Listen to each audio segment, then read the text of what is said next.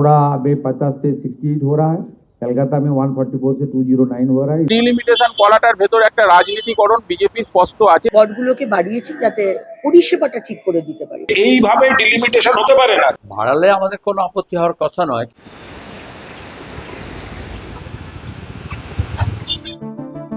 সংসদে আসন পুনর্বিন্যাস নিয়ে যখন দেশের রাজনীতি সরগরম, তখন আরও একটা পুনর্বিন্যাসের প্রস্তাব ঘিরে বিতর্ক দানা পাকছে কলকাতায়। কলকাতা পুরসভার 144টি ওয়ার্ডকে ভেঙে 209টি ওয়ার্ড তৈরি করার সিদ্ধান্ত নিয়েছে রাজ্যের নতুন সরকার। और कलकत्ता कॉरपोरेशन और हावड़ा कॉरपोरेशन का डिलिमिटेशन हो रहा है। वार्ड का जो नंबर है वो एनहेंसमेंट कर रहा है हम लोग। हावड़ा में 50 से 68 हो रहा है, कलकत्ता में 144 से 209 हो रहा है। इसके लिए एक असेंबली का 1 डे सेशन हो रहा है 12 तारीख को। म्यूनिसिपल जो कॉरपोरेशन एक्ट है उसका अमेंडमेंट होगा। সরকারের দাবি, সব নাগরিকের কাছে আরও উন্নত পরিষেবা পৌঁছে দেওয়ার উদ্দেশ্যেই ওয়ার্ড পুনর্বিন্যাসের ভাবনা। আমরা দেখেছি বিরাট বড় ওয়ার্ড, তাতে কাউন্সিলর যা টাকা পায়, একটা ছোট ওয়ার্ড তাতেও কাউন্সিলর সেই টাকাই পায়। যদিও বা এই 15 বছর কোনো কাজই হয়নি যত টাকাই তারা পাক। সুতরাং সেই হিসেবে আমরা হাওড়া এবং কলকাতাকে ওয়ার্ডগুলোকে বাড়িয়েছি যাতে পরিষেবাটা ঠিক করে দিতে পারি। কলকাতা পুরসভার কথাই ধরা যাক, এক একটা ওয়ার্ডের এক এক রকম আয়তন আর জনসংখ্যা। তপসিয়ার 66 নম্বর ওয়ার্ডের জনসংখ্যা 80,000-এর কাছাকাছি।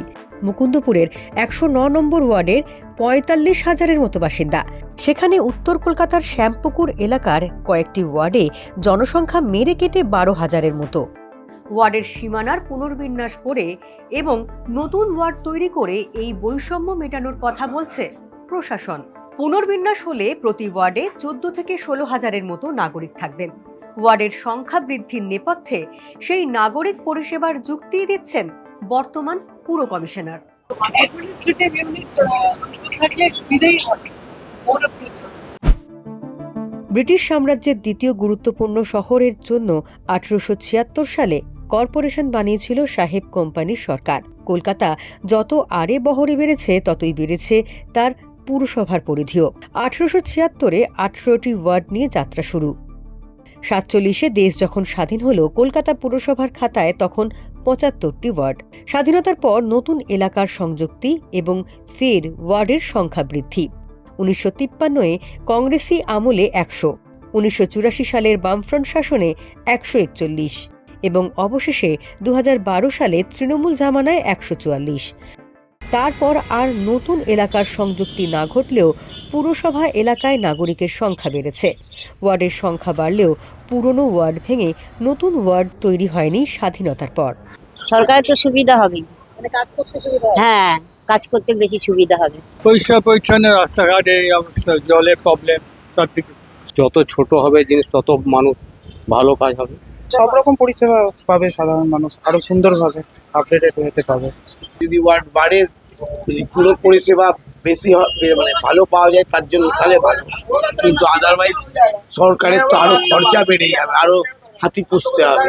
বিজেপি সুবিধা হবে, নতুন তো দরকারই। বিরোধীরা অবশ্য এর নেপথ্যে ভোট রাজনীতির স্বার্থের গন্ধই পাচ্ছেন। রাজ্যের পালা বদলের পর পদত্যাগ করেন কলকাতা পুরসভার মেয়র ফিরহাদ হাকিম। তারপরেই রাজ্য সরকার পুর বোর্ড ভেঙে দেয়। চলতি বছর ডিসেম্বরে পুর ভোট হওয়ার কথা, তার আগেই ওয়ার্ডের সংখ্যা বাড়ানোর তোড়জোড়। ওয়ার্ড পুনর্বিন্যাসের খসড়া তালিকা নিয়ে জনতার মতামত চেয়ে নোটিশ দিয়েছে পুরসভা। কলকাতা শহরের জন্য করা হয়েছে পুরসভা ক্ষেত্রে, এবং তার সঙ্গে দাঁড়িয়ে হাওড়া পুরসভার ক্ষেত্রেও আসন সংখ্যা বাড়ানো হচ্ছে। বাড়ালে আমাদের কোনো আপত্তি হওয়ার কথা নয়, কিন্তু কিভাবে করা হচ্ছে। পুনর্বিন্যাসের যে খসড়া বেরিয়েছে সেখানে অনেক লুকোচাপা আছে। আগে পাবলিক নোটিশ করা হয়নি। 8 তারিখে বার করে বলা হচ্ছে 6 তারিখের ব্যাপার 2 দিন ব্যাকডেট দিয়ে, এবং 13 তারিখের মধ্যে সবাই যদি কারোর কোনো অবজেকশন থাকে জানান।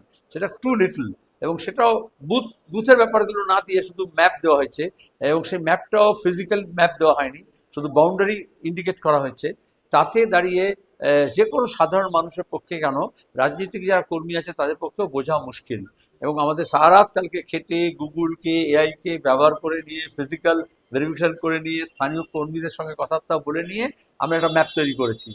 তাতে দেখা যাচ্ছে ইংরেজিতে একটা ওয়ার্ড আছে, হচ্ছে জেরিম্যান্ডারিং, জেরিমেন্ডারিং মানে হচ্ছে প্যাক অ্যান্ড ক্র্যাক।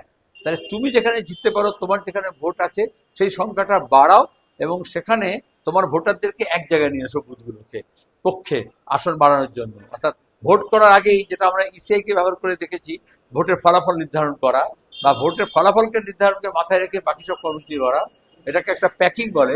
আর অন্যদিকে ক্র্যাকিং, তাহলে যেখানে বিরোধী ভোট আছে সেখানে এমন বুথগুলো করো, ছোট ছোট ওয়ার্ড তো সেখানে দাঁড়িয়ে একাধিক বিরোধী দলের প্রার্থী যাতে লড়ে এবং সেখানে ভোটটা যাতে ভাগ হয়, তাহলে সেখানে অল্প ভোট পেয়েও যাতে জিততে পারে।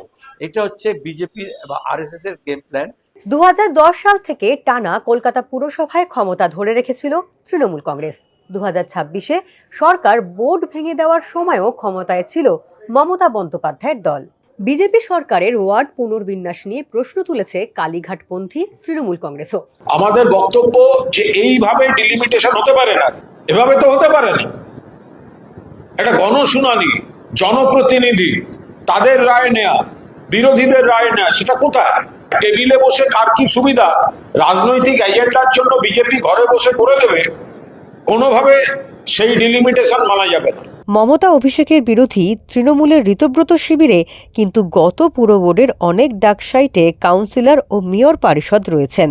ওই শিবিরেরই অংশ আগের মেয়র ফিরহাদও। জাভেদদা, ফিরহাদ হাকিম, সন্দীপন, সৌরভ এরা ইতিমধ্যে এই নিয়ে একটা মিটিং এ গেছিল। আমরা এটা নিজেদের মধ্যে আলোচনা করে তারপর এটা জাভেদদারা জানাবে। কলকাতা বা হাওড়া পুরসভায় ওয়ার্ডের পুনর্বিন্যাস ও সংখ্যা বাড়ানোর জন্য পুরো আইনে সংশোধনী আনতে হবে রাজ্য সরকারকে। এদিকে 12ই আগস্ট বিধানসভায় সেই বিল পেশ হওয়ার কথা, আর সেদিনই এভাবে ওয়ার্ড পুনর্বিন্যাসের বিরোধিতা করে কলকাতা পুরসভা অভিযানের ডাক দিয়েছে কংগ্রেস। ডিলিমিটেশন কোনো সর্বদলীয় মিটিং না ডেকে ডাকা হয়েছে এবং সম্পূর্ণটা রূপরেখা দিয়ে দেওয়া হয়েছে। তা আমরা বলতে চাইছি, যারা কলকাতার বাসিন্দা, এক্সপার্ট কমিটি, এক্সপার্ট প্যানেল তৈরি করে বিভিন্ন যারা রাজনৈতিক দল তাদের প্রতিনিধিদের ডেকে এটা তো করা যেতে পারত। এবং অদ্ভুতভাবে আপনি দেখতে পাবেন অনেক ওয়ার্ডে একই রাস্তা অনেক ওয়ার্ডে চাপিয়ে দেওয়া হয়েছে, তার তালিকা পর্যন্ত আমরা তুলে দিয়েছি। কিন্তু এই যে ডিলিমিটেশন করাটার ভেতর একটা রাজনীতিকরণ বিজেপি স্পষ্ট আছে, যেটা আমরা মনে করছি ঠিক করেননি। পরিষেবা না ভোট রাজনীতি, কোন অঙ্কে ওয়ার্ড পুনর্বিন্যাসের ছক কলকাতা পুরসভায়? তর্ক চলছে। ডিসেম্বরে পুরভোট, আর তার আগে থেকেই কলকাতা পুরসভাকে ঘিরে রাজনীতি নারদ।